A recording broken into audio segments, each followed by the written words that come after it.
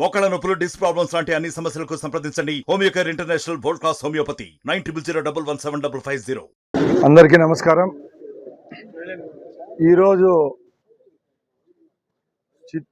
చిత్తూరు జిల్లా పుంగనూరులో జరిగిన ఘటన చాలా దిగ్భ్రాంతికరం. ఎందుకంటే ఒక ఎంపీ హోదాలో ఉండి గుట్టు చప్పుడు కాకుండా దొంగదారిలో 8 గంటలకు పుంగనూరు పట్టణానికి విచ్చేసి గత 5 సంవత్సరాల్లో వాళ్ళ పాపాలను పసిగట్టి వాళ్ళు ఎవరి దగ్గర అయితే భూములు దోచుకున్నారో, ఎవరెవరికి బాకీ పడున్నారో, రైతులైతేనేం ప్రజలైతేనేం వారి దగ్గరికి వెళ్ళి ప్రశ్నిస్తే రాళ్ల దాడి చేసిన వ్యక్తి ఎవరన్నా ఉన్నారంటే అది మిథున్ రెడ్డి అని మీకు చెప్తున్నా.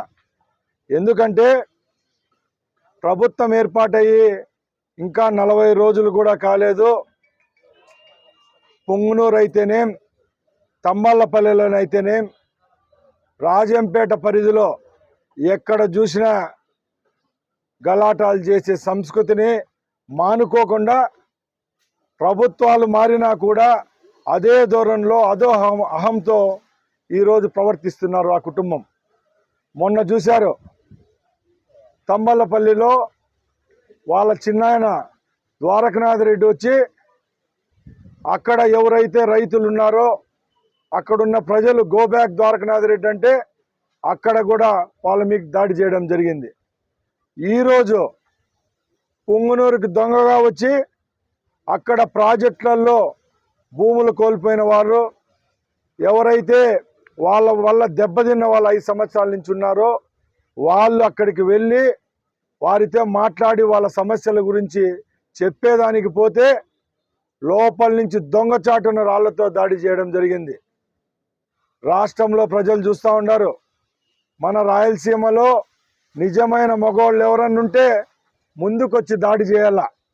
ఆ రోజు ప్రభుత్వంలో ఉన్న రోజుల్లో ఒక మాజీ ముఖ్యమంత్రి 14 సంవత్సరాలు ఈ రాష్ట్రాలను ఏలిన ఆయన ప్రాజెక్టులు బాట అని చెప్పి తమ్మళ్ళపల్లి నియోజకవర్గానికి, పుంగనూరు నియోజకవర్గానికి వస్తూ ఉంటే ఆ రోజు అధికార మదంతో పోలీసులను అడ్డం పెట్టుకొని అక్కడ కూడా రాళ్ల దాడి చేసి వందలాది మంది తెలుగుదేశం కార్యకర్తలపై దొంగ కేసులు పెట్టించి జిల్లాల నుంచి బహిష్కరించిన సంస్కృతి వాళ్ళకే దక్కింది.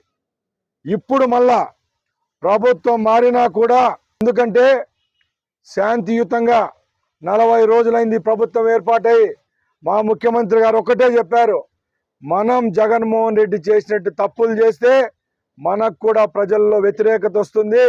మనం ఏదైనా ఉంటే చట్టపరంగా, న్యాయపరంగా ఎవరైతే పేదల భూములు కాజేశారో, ఎవరైతే గవర్నమెంట్ ఆస్తులు కాజేశారో, ఎవరైతే మన కార్యకర్తల పైన దాడులు చేశారో వాళ్ళందరినీ చట్టం పరిధిలోకి తీసుకొని వచ్చి మనకు న్యాయం చేస్తామని చెప్పడంతోనే ఈరోజు తెలుగుదేశం శ్రేణులైతేనేం, మనమైతేనేం అందరం ఆయన మీద నమ్మకంతో గమ్మునున్నాం. అంతే తప్పక చేతులు గాజులు దొడుక్కొని ఎవ్వరము లేం. మేము మిథున్ రెడ్డికి, పెద్దిరెడ్డి రామచంద్రారెడ్డికి సవాల్ విసురుతున్నాం.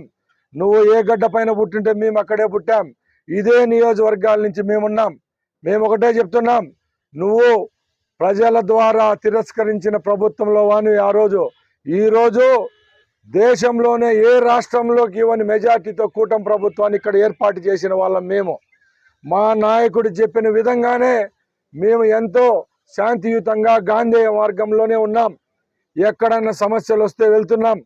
ప్రజలకు ఏ సమస్యలు ఉన్నాయి తీర్చేదానికి ప్రయత్నిస్తున్నాం తప్పక ఎక్కడ హింస అనే పదానికి చోటు లేకుండా ఈ 40 రోజుల నుంచి మేమున్నాం.